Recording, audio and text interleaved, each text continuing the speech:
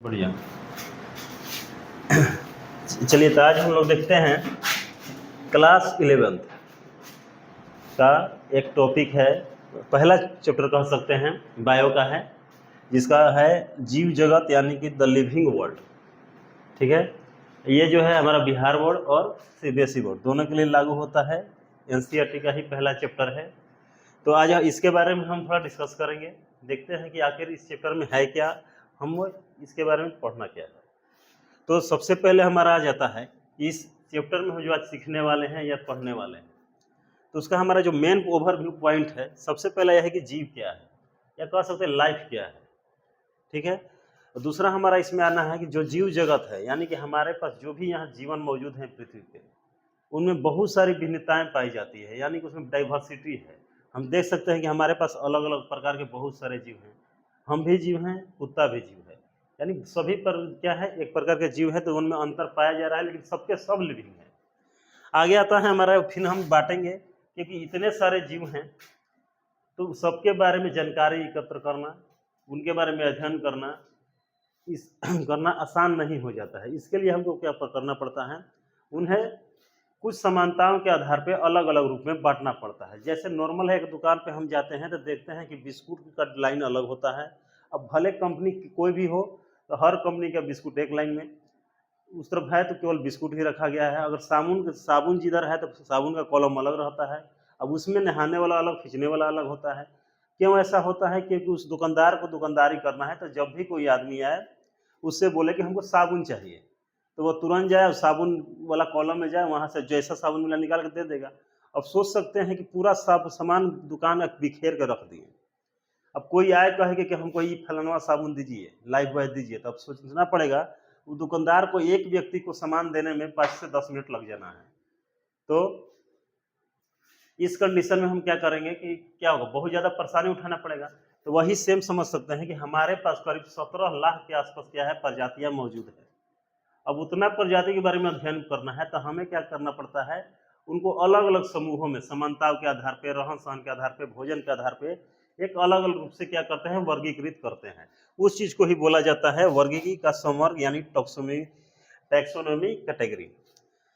अब टैक्सोनॉमी में जो है कौन कौन सा चीज हमारा हेल्पफुल होता है, आज के डेट में अगर नए जीव का खोज होता है, नए पौधे मिलते हैं, तो उनको किस तरह कैटेगरी में डाला जाता है, तो उसके लिए क्या क्या प्रक्रिया अपनाया गया है, जैसे म्यूजियम है, हर्बेरियम है, उसके बारे में जानकारी कैसे एकत्र किया जाता है, वो सब हमारा जो टॉपिक आएगा वर्गीकी की सहायता के साधन में आएगा।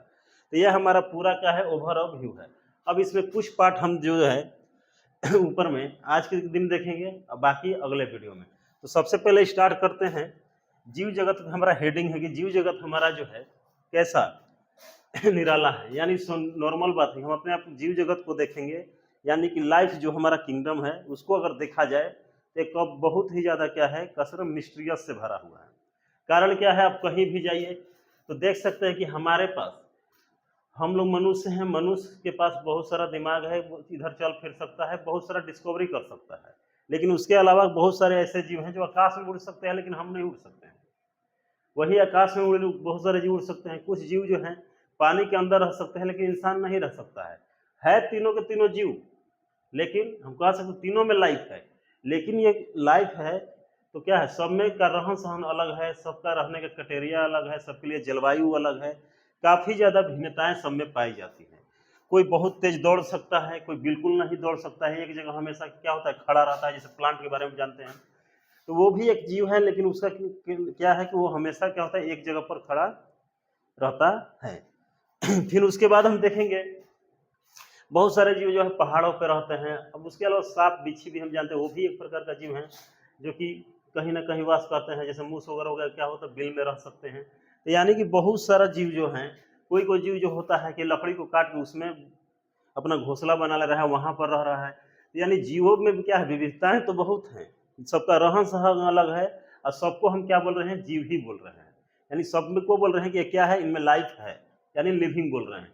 तो लिविंग बोलने के पीछे कुछ ना कुछ तो क्राइटेरिया होगा, क्योंकि सबका तो रहन सहन अलग है, सबका अलग जगह सर्वाइव करते हैं, खान पान भी सबका अलग है। तो हमारे पास ऐसा क्या क्राइटेरिया है कि हम कहेंगे कि ये लिविंग है, क्या नहीं लिविंग है, कौन सा लिविंग नहीं है। यानी कि लिविंग और नॉन लिविंग यानी सजीव और निर्जीव में कुछ तो ऐसा होगा लॉजिक जो कि कब बता सके कि नहीं ये सजीव है तो इसमें ये वाला गुण पाया जाएगा, निर्जीव है तो इसमें ये गुण नहीं पाया जाएगा, जिस आधार पे हम ये बांट सके कौन सा लिविंग है कौन सा नॉन लिविंग है। तो हमारे जीव जगत में क्या है, बहुत सारे क्या है अलग अलग प्रकार के जीव शामिल हैं। अब कह रहा है सबसे पहला बात वही है कि जीवन क्या है, यहाँ यही चीज दिखाया गया है कि लिविंग ऑर्गेनिज्म यानी कि जो जीवित जीव हैं वो क्या है। अब क्या है कि नॉर्मल सवाल नहीं है, ये सोचना बात है कि इसके बारे में पूछा कोई जीव, अब हमसे कोई पूछे कि आप जिंदा है तो मैंने कैसे प्रूफ कीजिएगा कि आप जिंदा है। तो एक थोड़ा सवाल जो है बहुत अजीब लगेगा कि ये कोई कैसा सवाल है, फालतू का सवाल कौन पूछ देता है, लेकिन सवाल है। हम आपसे ही पूछते हैं कि आप जिंदा हैं तो ऐसे कैसे प्रूफ कीजिएगा कि आप जीवित हैं साइंस के टर्म में, ठीक है, पूरा लॉजिकली। तो हम क्या कहेंगे कि नहीं हम चल फिर रहे हैं, हम खाना खा रहे हैं, हम बोल रहे हैं, बतिया रहे हैं तो हम जिंदा हैं, यही हमारा तर्क होगा। लेकिन साइंस थोड़ा इसके अलावे क्या होता है टेक्निकल बातों पर ध्यान देता है। तो साइंस के हिसाब से अगर कोई चीज़ जीवित है तो आखिर कैसे जीवित है, ठीक है, किस चीज़ को हम जीवन बोल सकते हैं, उस पर क्या है हमारे चैप्टर में कुछ कुछ जो है टॉपिक दिए गए हैं, यानी कुछ तथ्यों को सामने रखा गया है। अब सबसे पहले कोई लिविंग है तो बोला जा रहा है कि उसमें ऐसा क्वालिटी होना चाहिए। पहला दिया है ग्रोथ यानी कि वृद्धि, तो यानी कोई भी अगर जीव है, ठीक है, कोई भी क्या है ऑर्गेनिज्म है तो उसमें अगर ग्रोथ हो रहा है कंटिन्यू या उसमें मतलब कि वृद्धि कह सकते हैं, डेवलपमेंट हो रहा है, तो हम कह सकते हैं कि वो क्या है लिविंग ऑर्गेनिज्म है। हम किसी को बोल सकते हैं कि देखिए हम बचपन में छोटे थे धीरे धीरे बड़ा हो गए, पहले शरीर कम था अब क्या हो मोटा हो गए, तो ये चीज़ क्या हो सकता है, हम कह सकते हैं कि हमारे अंदर क्या हो रहा है ग्रोथ हो रहा है। वैसे ही प्लांट को देखेंगे तो देखेंगे प्लांट कभी छोटा होता है धीरे धीरे बड़ा हो जाता है।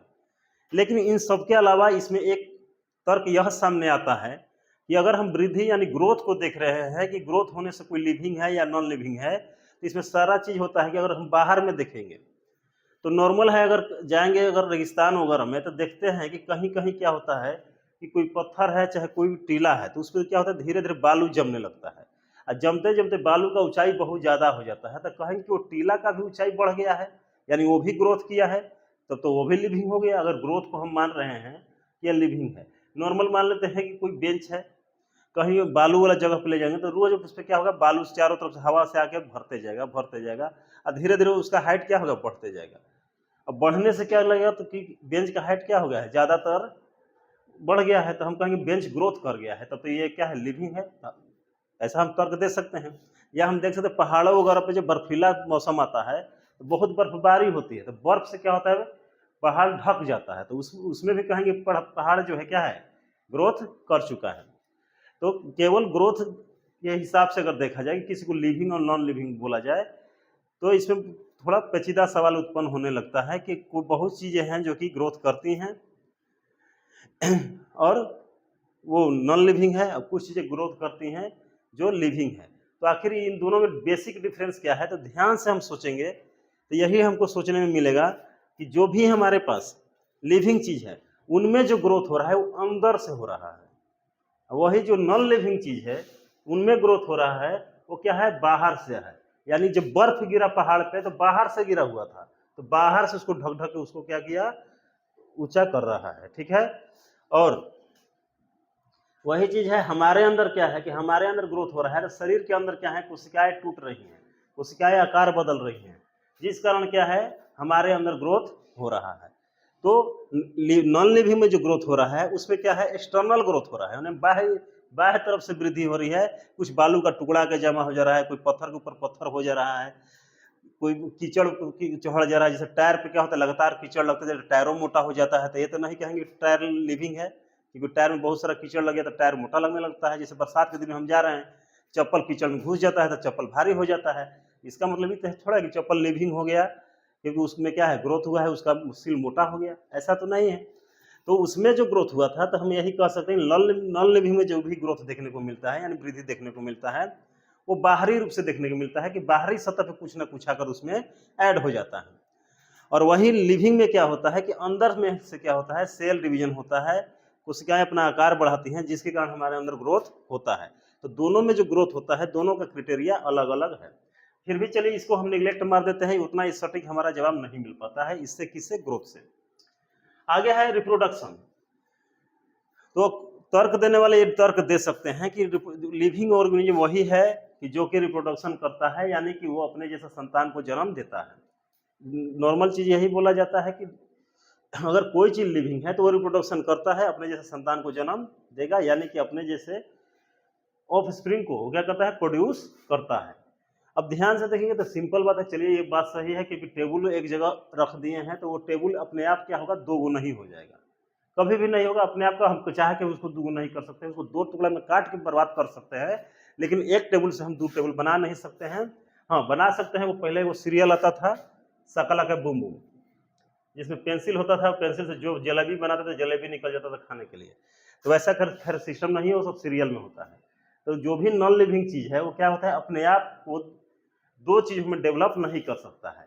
लेकिन इसमें भी क्या है? कुछ न कुछ परेशानियां हैं। जैसे हम देखते हैं जन्म, रिप्रोडक्शन, यानी कि रिप्रोडक्शन का मतलब है अपने जैसे संतान को जन्म देना। लेकिन हमारे पास 17 से 18 लाख क्या है? प्रजातियां उपलब्ध हैं। अब उनमें क्या है? सभी में जन्म का तरीका अलग अलग है। जैसे आप देख सकते हैं कि बहुत सारे जीव जो हैं अपने आप को दो पार्ट में तोड़ देते हैं, और तोड़ने के बाद क्या करते हैं? नए नए लिविंग ऑर्गेनिज्म में वो प्रोड्यूस हो जाते हैं। वैसे ही बहुत सारे जीव हैं जो कि उसमें अलैंगिक जन्म होता है, एसेक्सुअल होता है, और बहुत सारे जो होते हैं उसमें क्या होता है? द्विलिंगी जनन होता है। मैंने तो द्विलिंगी होते कह सकते हैं। लैंगिक जनन होता है यानी सेक्सुअल और एसेक्सुअल। तो एसेक्सुअल में क्या होता है? केवल एक ही ऑर्गेनिज्म होता है जो अपने आप को तोड़ के दो पार्ट में डिवाइड कर लेता है। जैसे प्लेनेरिया का नाम सुने होंगे, जो चपटा दिखने में लगता है, 10th क्लास के सिलेबस में फोटो था उसका। उसका खासियत है कि कितना पार्ट में उसको काट दिया जाए, जितना पार्ट में काटेंगे हर पार्ट से क्या नया प्लेनेरिया जन्म हो जाता है। ठीक है लेकिन वो क्वालिटी हम लोग में नहीं पता है। हम लोग के शरीर को काट दिया जाता है, उस दिन से खेल खत्म हो जाता है। तो प्लेनेरिया हो गया। अमीबा देखते हैं दो पार्ट में तोड़ के अलग अलग हो जा रहा है। फिर बहुत सारे फ्लावर है, उनमें भी क्या है? रिप्रोडक्शन का तरीका अलग है। चलिए अलग है, फिर भी मान लेते हैं रिप्रोडक्शन कर तो रहे हैं, नया जीव उत्पन्न तो कर रहे हैं। लेकिन यहीं पर क्या होता है? एक सवाल आता है कि बहुत सारे ऐसे ऑफ स्प्रिंग हैं, ऐसे बहुत सारे ऑफ स्प्रिंग हैं, मैंने ऐसे बहुत सारे जीव हैं जो कि जन्म नहीं कर सकते हैं। जैसे कि खच्चर। खच्चर जो होता है हमारे समाज में, वो रिप्रोडक्शन नहीं कर सकता है, लेकिन लिविंग ऑर्गेनिज्म होता है। अब खच्चर पैदा कैसे होता है? तो खच्चर सिंपल है, एक गधा होता है, घोड़ा होता है, दोनों के क्या होता है? के बीच संकरण कराया जाता है, यानी हाइब्रिड मॉडल हम जिसको जानते हैं। तो हाइब्रिडाइजेशन जिसको कराया जाता है, तो जो संतति जन्म लेगा, यानी जो जीव जन्म होता है वही खच्चर कहलाता है, और उसमें रिप्रोडक्शन करने की क्षमता नहीं होती है। उसके अलावा आप जानते हैं कि बहुत सारे मनुष्य प्रजातियों में भी ऐसे ट्रांसजेंडर जिसे बोलते हैं हम लोग, ऐसे बहुत सारी प्रजातियां हैं, मैंने है ह्यूमन बीइंग में भी, जिसे ट्रांसजेंडर कहते हैं। वो लोग भी क्या होता है? रिप्रोडक्शन नहीं कर सकते हैं, नहीं कर सकते हैं, और वो क्या कर सकते हैं? कोई भी नया जीव को जन्म नहीं दे सकते हैं। अब इसका मतलब हम खच्चर को और इन लोगों को क्या कर सकते हैं? ये तो नहीं कर सकते, ये लिविंग है ही नहीं। उसके अलावा बहुत सारा इंसान ऐसे हैं, महिलाएं ऐसे हैं जो शौक से उनसे शादी ब्याह नहीं कर सकते हैं, नहीं करते हैं, और वो कि कोई भी जीव को जन्म नहीं दे सकते हैं। तो ऐसे जीवों के लिए अब हम क्या कहेंगे? तो ये तो हमारा सटीक नहीं होता है कि रिप्रोडक्शन करना जरूरी है, चाहे वो रिप्रोडक्शन जो करेगा उसको हम क्या कहेंगे? लिविंग कहेंगे, और जो रिप्रोडक्शन नहीं करेगा उसको हम नॉन लिविंग कहेंगे। ऐसा तो हो नहीं सकता है, क्योंकि बहुत सारे ऐसे जीवों को फिर हमको क्या मानना पड़ेगा? नॉन लिविंग मानना पड़ेगा। जैसे सलमान खान अभी तक वो क्या है? उसका कोई संतान नहीं है, इसका मतलब उसको नॉन लिविंग तो नहीं मान सकते हैं। तो ये क्या हो जाता है? तो ये भी हमारा सटीक एग्जाम्पल नहीं होता है कि जो रिप्रोडक्शन करेगा वो लिविंग, और नहीं करेगा तो नॉन लिविंग। तो ये हमारा रिजेक्टेड हो जाता है। हाँ, अब आगे आता है उपापचय, यानी मेटाबॉलिज्म। मेटाबॉलिज्म जो है दो प्रक्रियाओं से मिलकर बनता है, एनाबॉलिज्म और कैटाबॉलिज्म, यानी उपचयन क्रिया और अपचयन क्रिया से मिलकर बनता है। ठीक है, तो अब ध्यान देना है कि उपचयन और अपचयन होता क्या है। अब 10th क्लास में पढ़े होंगे एक पाचन तंत्र यानी डाइजेस्टिव सिस्टम। जब हम भोजन को खाते हैं तो हमारे भोजन को जब जाता है शरीर में, तो मुख से ही जब भोजन को अंदर डाला जाता है तो उसको क्या होता है कि बहुत सारे एंजाइम होते हैं जो तोड़ने लगते हैं, यानी जो भोजन हम खाते हैं वो कॉम्प्लेक्स कंपाउंड होता है, यानी जटिल पदार्थ होता है, और शरीर में उसको बहुत तेजी से क्या होता है, तो माने कि धीरे धीरे उसको तोड़ा जाता है, तोड़ के उसको बहुत सिंपल कंपाउंड यानी सरल पदार्थ में उसको बदल दिया जाता है। अब सरल पदार्थ में बदलने के बाद जब बदल दिया जाता है तो इस प्रक्रिया को बोलते हैं अपचयन, ठीक है। यानी कि उसको बोला जाता है कैटाबोलिज्म, तो उसको अपचयन बोला जाता है। वही चीज अब जब सिंपल कंपाउंड में तोड़ दिया जाता है तो वही जो सरल पदार्थ होते हैं, तत्व होते हैं, वो आपस में मिलकर एमिनो एसिड यानी प्रोटीन का निर्माण करते हैं। यानी कि सबसे पहले क्या हुआ, हम जो खाना खाएं हमारा शरीर उसको क्या किया, बहुत से छोटे छोटे एकदम नॉर्मल टुकड़े में तोड़ देता है। तो पहले तोड़ने का हुआ, और जब टूट गया छोटका छोटका तो वही फिर छोटका छोटका मिलके प्रोटीन बना रहा है। ठीक है, हमारे शरीर को जो जो भी चीज की जरूरत है उसको बना के दे रहा है और हमारा शरीर ग्रोथ कर रहा है। तो जब एक प्रक्रिया हुआ कि हमारे द्वारा खाया गया भोजन को तोड़ा गया, और दूसरा प्रक्रिया हुआ कि जो भोजन तोड़ दिया गया था उसको जोड़ के फिर से प्रोटीन का निर्माण किया गया। तो ये दोनों प्रक्रिया को आगे हमने आपस में मिला देंगे तो वही बनेगा हमारा उपापचयन प्रक्रिया बनता है। तो इसको बोलेंगे हम, ध्यान रखेंगे क्या बोला जाता है, मेटाबॉलिज्म। यानी कि एक इसमें सभी प्रक्रियाएं, शरीर में जितनी प्रक्रियाएं होती हैं वो सारे शामिल हैं। पहला प्रक्रिया में होता है जटिल पदार्थ सरल पदार्थ में टूटता है, दूसरा प्रक्रिया में सरल पदार्थ मिलकर फिर से जटिल पदार्थ बनाता है, और ये कुल प्रक्रिया को जोड़ दिया जाए, आपस में मिला दिया जाए तो उसी को बोलते हैं मेटाबॉलिज्म यानी कि उपापचय। तो ये केवल जीवों में ही होता है। अब इस पे तर्क यह आ सकता है कि आजकल बहुत हम देख सकते हैं कि ऐसा हुआ गया है कि जब कोई चीज का निर्माण करना है तो हम साइंस का जैसे लैब में जाते हैं, तो एक तरफ कैल्शियम लिया, एक तरफ मान लेते हैं वाटर लिया, दोनों को आपस में मिला देते हैं, वहां रिएक्शन होने लगा, रिएक्शन होकर कुछ नया बना, तो क्या वो वहां हम कह सकते हैं कि वहां कोई लिविंग ऑर्गेनिज्म जन्म ले रहा है, यानी कि वो लिविंग प्रोसेस है? तो ऐसा नहीं कह सकते हैं। हमारे अंदर जो होता है उपापचय की प्रक्रिया जो है, इसमें एक साथ हम जो लिविंग ऑर्गेनिज्म है उसमें जो उपापचय की प्रक्रिया है, एक साथ बहुत सारे उसमें प्रक्रियाएं शामिल है। जैसे हमारे शरीर में क्या है, ऑक्सीजन भी दौड़ रहा है, भोजन टूट रहा है, एनर्जी प्रोड्यूस हो रहा है, हार्ट भी धड़क रहा है। तो ये प्रक्रिया क्या है, बहुत सारी जैविक प्रक्रिया बायोलॉजिकल प्रोसेस लगातार कंटिन्यू चल रहे हैं। लेकिन बाहर में अगर कोई भी हम क्या करें, केमिकल रिएक्शन कराते हैं तो एक बार में एक कराएंगे, दो करा सकते हैं, तो वो जो होगा उसको हम लिविंग ऑर्गेनिज्म के श्रेणी में नहीं, माने लिविंग प्रोसेस में नहीं बोल सकते हैं, क्योंकि क्या है वो सिंगल एक प्रोसेस होता है। हाँ, बहुत जगह भी एक प्रोसेस चल गया है कि टेस्ट ट्यूब वाला सिस्टम आ गया है कि उसमें किसी बच्चे को तैयार किया जाता है तो वो अलग सिस्टम हो जाता है। लेकिन हम जानेंगे कि जो उपापचय यानी उपचयन की प्रक्रिया है, एक बार में बहुत सारे जो प्रक्रियाएं चलती है वो केवल लिविंग ऑर्गेनिज्म में ही चल सकती है। बाकी लैब में हम एक बार में उतनी सारी प्रक्रियाएं नहीं करा सकते हैं, तो वो नॉन लिविंग में इम्पॉसिबल है। तो अगर देखा जाए तो सटीक आंसर हमारा यही है। ऐसे सभी लिविंग ऑर्गेनिज्म का ही क्या है, क्वालिटी है, इसका कैरेक्टर है। लेकिन सबसे ज़्यादा जो है सटीक होता है उपापचय, यानी कि ऐसा कोई भी बॉडी जिसके अंदर में क्या हो रहा है, मेटाबॉलिज्म हो रहा है, यानी कोई भी जटिल पदार्थ टूट रहा है फिर उससे नया चीज बन रहा है और उसका उपयोग करके वो ग्रोथ कर रहा है, तो वही लिविंग ऑर्गेनिज्म कहलाएगा, यानी जिसके अंदर उपापचय की क्रिया हो रही है, यानी मेटाबॉलिज्म हो रहा है। दूसरा हमारा होता है सेंसिटिव। तो 10th का में पढ़े होंगे, सेंसिटिव का मतलब होता है उद्दीपन। उद्दीपन आपको पढ़े होंगे, स्टिमुली और स्टिमुलस, ये टॉपिक था 10th का। यानी कि जितने लिविंग ऑर्गेनिज्म हैं वही क्या होते हैं, किसी भी चीज के प्रति रिएक्शन कर सकते हैं, यानी हम में चेतना होता है। उद्दीपन का मतलब क्या होता है, कभी भी कोई बाहर में कोई भी घटना होगा, हम बिना उसमें इन्वॉल्व हुए रह नहीं सकते हैं।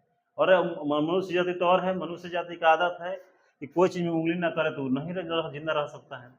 तो क्या होता है, बाहर में कोई भी घटना होगी, जैसे नॉर्मल है आप सोए हैं, लाइट बड़ा आंख जल जाता है, ठीक है। उसके अलावा ठंडा बाहर लग रहा है, हम कपकपाने लगते हैं, गर्मी लगा एकदम शरीर से पसीना आने लगता है। तो ये क्या है कि बाहर में जो भी घटनाएं घट रही हैं उसके प्रति हमारा बॉडी क्या है, रिएक्ट कर रहा है। तो ये घटना जो होता है केवल और केवल लिविंग ऑर्गेनिज्म में ही होता है। अब ऐसा नहीं कितना भी गर्मी बढ़ जाए, ठंडा आ जाए, अब ऐसा नहीं है कि बेंच और टेबल कुर्सी ठंडा लगने लगेगा तो उसको स्वेटर ला के पहना देंगे, उनमें ऐसा कभी नहीं संभव है। ये भी संभव नहीं कि हमारा जो छत है अब ठंडा के दिन आया तो एकदम मरे जा रहा है, क्योंकि वो नॉन लिविंग है, उसको इससे फर्क नहीं पड़ता है। तो बाहरी चीज़ों के प्रति जो होता है, कोई भी अगर इन्वायरमेंट में चेंजिंग आता है तो उसके प्रति जो रिएक्शन करते हैं तो क्या होता है कि उसे कहते हैं उद्दीपन, यानी कि उस चीज़ को स्टिमुलस बोला जाता है, माने स्टिमुली बोला जाता है। और जिस चीज़ के खिलाफ हम प्रतिक्रिया दे रहे हैं उसे हम उद्दीपक बोलते हैं, यानी स्टिमुलस ऑब्जेक्ट बोला जाता है। जैसे लाइट हो गया, कोल्ड हो गया, माने ठंडा हो गया, गर्मी हो गया, इन सब चीज़ों के प्रति हम लोग क्या करते हैं, प्रतिक्रिया यानी कि रिएक्शन देते हैं। अब सोचेंगे कि अब ठीक है ठंडा लग रहा है, स्वेटर पहन लेते हैं, ये सब बोल दिए, तब कहेंगे प्लांट्स भी क्या होता है, रिएक्शन करता है।